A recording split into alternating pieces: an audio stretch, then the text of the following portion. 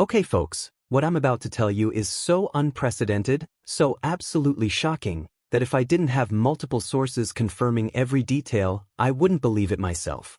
So hit that subscribe button right now because this story has everything. Presidential interventions, thousands of fans marching through the streets, government security escorts, and one very unhappy world number one who's watching all of this unfold while being completely sidelined. This is the kind of story that proves tennis is changing right before our eyes, and not everyone is happy about it. Alex EALA, the Filipino tennis sensation who has taken the sport by storm, has just been personally invited back to Australia by the Australian president himself for a special exhibition match in Melbourne. And let me tell you something right up front. This isn't just another tennis event on the calendar. This isn't some corporate sponsorship deal or promotional appearance. This is a massive statement about respect, popularity, and the undeniable power of the people. This is about a government leader looking at what happened during the Australian Open and saying we need to do better, we need to give the fans what they want, and what they want is Alex EALA.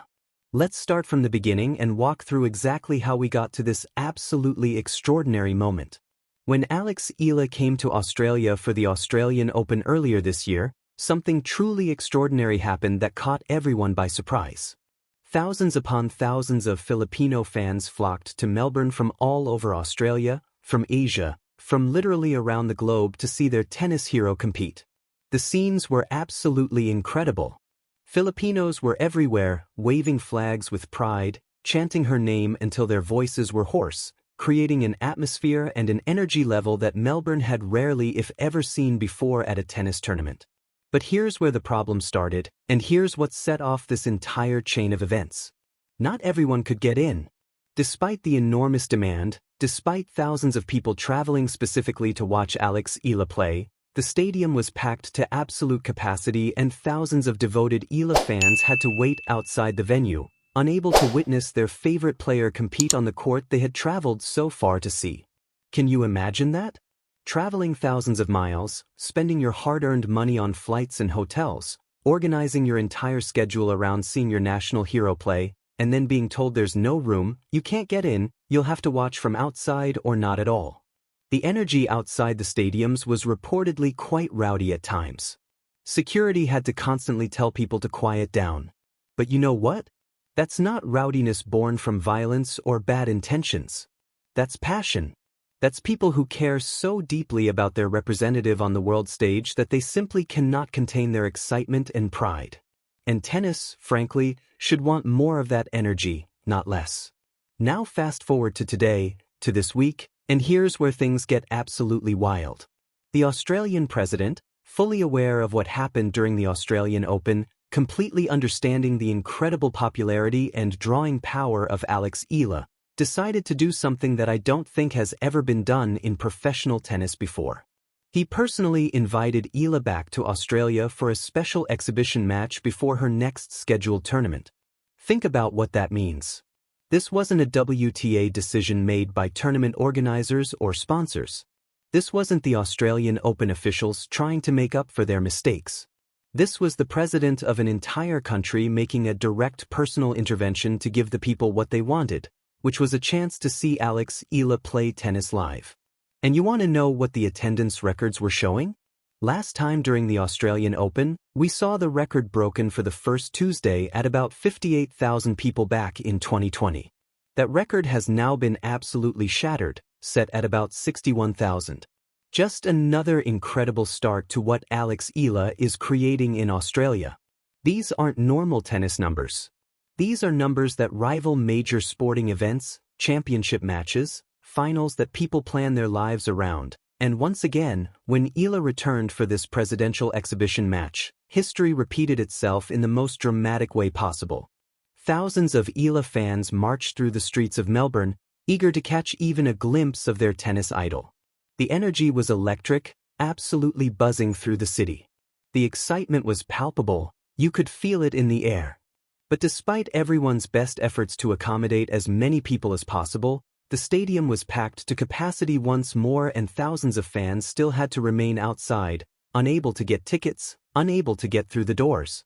The demand to see Alex EALA play tennis is simply that massive, that overwhelming, that unprecedented. For security reasons, and this is where it gets even more interesting, EALA was escorted to the stadium with actual government protection. We're not talking about regular event security here. We're talking about government-level security measures. The Australian authorities weren't taking any chances with such enormous crowds and such intense energy. They wanted to make absolutely sure that their special guest, personally invited by the president, would be safe and protected. And when Alex EALA stepped onto that court with thousands of fans screaming her name, she absolutely rocked it. The fans went completely wild. The atmosphere was incredible, electric, the kind of energy that athletes dream about playing in front of. And Alex EALA delivered exactly what everyone came to see. Brilliant, exciting tennis combined with that infectious smile and genuine warmth that has captured hearts around the entire world. But here's where things get interesting and frankly a bit controversial, and this is the part of the story that has social media absolutely exploding.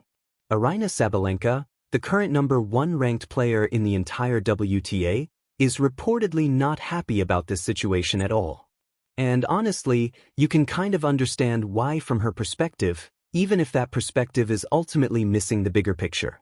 Here's the president of Australia personally organizing a special exhibition match for Alex EALA, giving her presidential honors and recognition, providing government security protection, treating her like visiting royalty. Meanwhile, Sabalenka, despite being the top-ranked player in the world, despite holding the #1 position that everyone in tennis is supposedly chasing, hasn't received anywhere close to this kind of treatment. No presidential invitations. No government security escorts.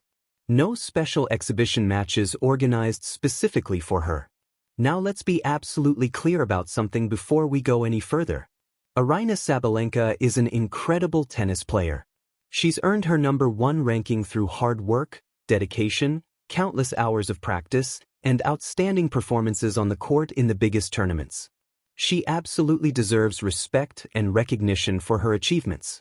Nobody is trying to take that away from her or diminish what she's accomplished. But what's happening with Alex EALA is something fundamentally different. And if you don't understand that difference, you're missing what's actually happening in tennis right now. This isn't just about rankings on a computer. This isn't about who won the most recent Grand Slam or who has the most points in the WTA system. It's about connection. It's about the love and passion that fans have for a player who represents their hopes and dreams.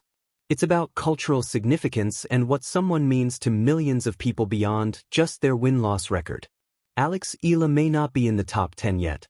In fact, she's currently ranked 40th on the WTA chart, which is actually 9 spots better than where she was during the Australian Open, showing real tangible improvement. But here's the thing that the tennis establishment is slowly learning. Rankings don't tell the whole story anymore. They never really did, but in the modern era with global media and instant communication, the gap between ranking and relevance has never been more obvious. What makes Alex EALA special, what makes her worthy of presidential invitations and government security, is the incredible bond she has with her fans, particularly the Filipino community, which is massive, passionate, and incredibly proud of their national tennis hero. Commentators have noted that she's got a lot of global stardom attached to her name. She's had some incredible results against top players, beating established stars like Madison Keys and Iga Swiatek. So this isn't just hype. She's the real deal. Already in the top 50 in the world and climbing rapidly. And you know what's beautiful about all of this? Alex EALA is handling the attention with grace and humility that's rare to see at any level of professional sports. She's expressed nothing but gratitude for the amount of love she's receiving everywhere she goes. She understands that this isn't just about her individual success or her personal achievements. She's carrying the hopes and dreams of an entire nation, of millions of Filipinos around the world who see in her something special, something worth celebrating, something that represents them on the global stage. Now let's talk about what really triggered this presidential intervention, because this is where Novak Djokovic enters the story and everything gets even more interesting. Djokovic, one of the greatest tennis players of all time and someone whose opinion carries enormous weight in the sport, publicly called out the WTA for their complete mismanagement of Alex EALA during the Australian Open. According to Djokovic, and these are strong words from someone who usually stays out of these kinds of controversies, the WTA made a huge mistake by scheduling EALA to play on small courts despite her enormous popularity and the thousands upon thousands of fans who came specifically to watch her play. In Djokovic's own words during an interview, Alex EALA is the greatest tennis player the Philippines has ever produced, and she deserves all the respect in the world. But the WTA, according to Novak, is not giving her that respect. They're not treating her fairly or appropriately given her status with fans. And Djokovic went even further, suggesting something that should concern everyone who cares about fair competition. He implied that this lack of proper management and consideration might have actually contributed to her first-round exit from the Australian Open. Think about what he's saying here. He's arguing that the environment in which a player competes matters enormously. The size of the court, the atmosphere, the energy from the crowd, the lighting, the surface conditions, all of these factors play into a player's performance, especially in the high-pressure situations of a Grand Slam tournament. When you put a player who draws thousands of passionate fans onto a small court where most of those fans can't even get in to support her, you're not setting her up for success. You're actually creating a negative situation where she knows her fans are outside, unable to support her, unable to create the atmosphere that helps elevate her game. That's not just bad management, that's potentially affecting competition results. Djokovic pointed out that things like this happen, that you could argue it was poor scheduling, and that maybe they should have scheduled her on a bigger court. He noted that there are some players coming from respective countries where they're a big deal, like EALA coming from the Philippines, which is a huge country with a massive tennis following, and she's been the biggest tennis player that country has ever produced. Djokovic's criticism clearly resonated throughout the tennis community. It got people talking. It got people questioning why the WTA would handle one of their most popular players this way. And apparently it got the Australian president's attention as well. Looking at the discontent among EALA's fans after the Australian Open, seeing thousands of disappointed people who had traveled from all over the world just to watch their hero play, the Australian president decided to take matters into his own hands. He brought EALA back to Australia. He organized this special exhibition match. He made sure she had the platform to play for her fans the way she deserves. This is leadership. This is recognizing what matters to people and taking action. But here's the thing that's really remarkable and shows you just how powerful Alex EALA's star has become. Even with a specially organized event, even with presidential backing and advanced planning, the stadium still couldn't accommodate all of EALA's fans. Thousands were still left outside hoping for a glimpse. This shows you just how rapidly Alex EALA's popularity is rising. We're not talking about steady growth or gradual increases. We're talking about exponential expansion of her fan base. This is a level of fan devotion that's rare in tennis, that transcends rankings and tournament results completely. This is the kind of popularity that turns athletes into global icons. This is the kind of connection that makes someone more than just a player. Alex EALA is becoming a symbol, a living representative of Filipino pride and excellence on the world stage.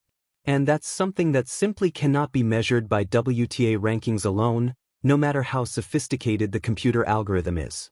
Since the Australian Open, EALA has been working incredibly hard, improving her game consistently, and climbing the rankings steadily. Moving from outside the top 50 to 41st is significant progress in a short time period. And it shows that she's not just popular because of her personality or her cultural significance. She's also developing into a genuinely strong, competitive threat on the WTA Tour who can beat top players on any given day. But what this whole extraordinary situation really highlights is a fundamental disconnect between how the WTA views player management and what the fans actually want and care about. The WTA operates on a rigid system of rankings and seedings, which makes sense from a purely competitive standpoint and maintains a certain fairness. But when you have a player who draws crowds like Alex EALA does, when you have a player who can fill stadiums, create excitement, and generate the kind of energy and attention that benefits the entire sport, maybe there needs to be some flexibility in how these special players are treated and scheduled. The Australian president clearly understands this better than tennis administrators do. He saw an opportunity to make thousands of people happy, to celebrate a rising star, and to show respect to a player who has earned it through her incredible connection with fans. He recognized that sometimes you need to go beyond the rigid systems and rules to do what's right for people. The fact that Aryna Sabalenka might not be happy about receiving less attention is understandable from her personal perspective as the #1 player. But it also fundamentally misses the entire point of what's happening. This isn't about diminishing Sabalenka's achievements or taking anything away from her. This is about recognizing that tennis is ultimately a sport for the fans. And when the fans speak this loudly, when they show up in these numbers, when they create this kind of energy and passion, it's worth listening to them and giving them what they want. Alex EALA's journey in professional tennis is just beginning, and the trajectory is pointing straight up. At 40th in the world and climbing rapidly, with the kind of fan support that most players can only dream about achieving even at the peak of their careers, and with legends like Novak Djokovic publicly advocating for her fair treatment and recognition, the future looks incredibly bright for this young Filipino star. The Australian president's decision to personally host her back in Melbourne is more than just a nice gesture or good public relations. It's a recognition that something genuinely special is happening here, that a cultural phenomenon is unfolding in real time, and that Alex EALA deserves to be celebrated not just for her current ranking but for what she represents to millions of people and what she's becoming as both a player and a symbol. This is a new chapter in professional tennis where popularity, cultural connection, and social significance matter just as much as computer rankings and point totals. And Alex EALA is writing that chapter with incredible grace and skill with every match she plays, every fan she connects with, and every barrier she breaks down. If this story inspired you, if you're amazed by what Alex EALA is accomplishing and how she's changing tennis, then smash that like button right now. Drop a comment below and tell me what you think. Should the WTA change how they schedule players based on popularity? Is the Australian president right to intervene like this? And what do you think Alex EALA's ranking will be by the end of the year? Make sure you're subscribed with notifications turned on because this story is far from over and you're going to want to see what happens next in the incredible rise of Alex EALA.